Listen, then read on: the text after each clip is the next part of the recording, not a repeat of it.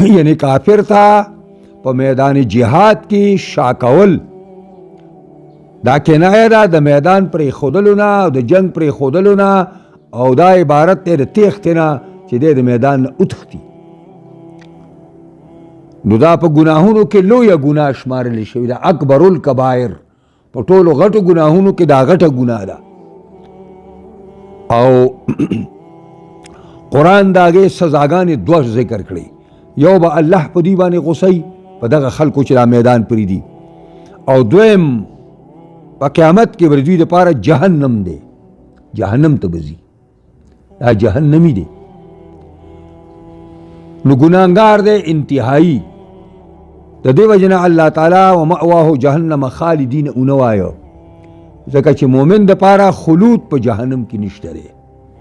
مؤمن به جهنم ته ځي د یو قیدي په شکل باندې هغه خپل وخت به کټاوی، بیا به الله تعالی راوباسي.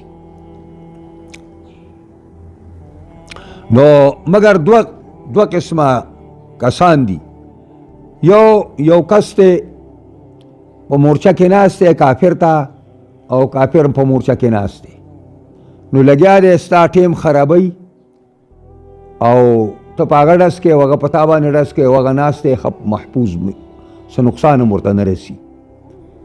نو ته د هغه سره یو حکمت عملي کې هغه دا دی چې ته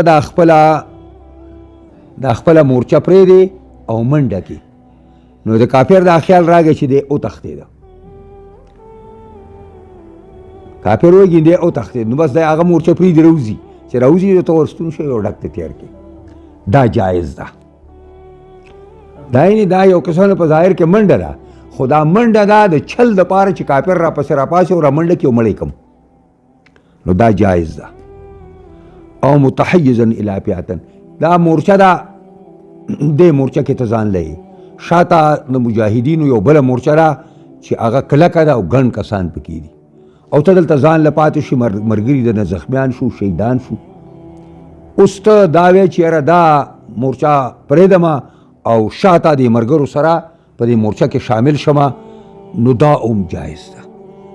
دی تښتي نه، خو دا معنا ده چې یا دغه مورچې والا کمزوري دي، نو ته هغې دا خپله پرېږدې هلته دې لپاره ورځئ چې هغه مضبوط کړي، یا ته کمزور یې ته په ځان په هغې باندې مضبوطه یې.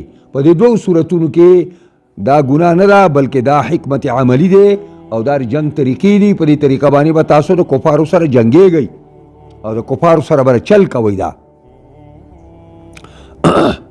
د دې وجې نه دا عرب چې دي دا په جهاد کې په دې قرآن باندې داسې عمل دی لګوي چې داسې رواني کړه او داسې مورچې ته خیږي د کفارو، هغې د هغه ځای نه پرې ډزې کوي، یو لګي هغه غورځېږي او بل رواني، هغه غورځېږي او بل رواني.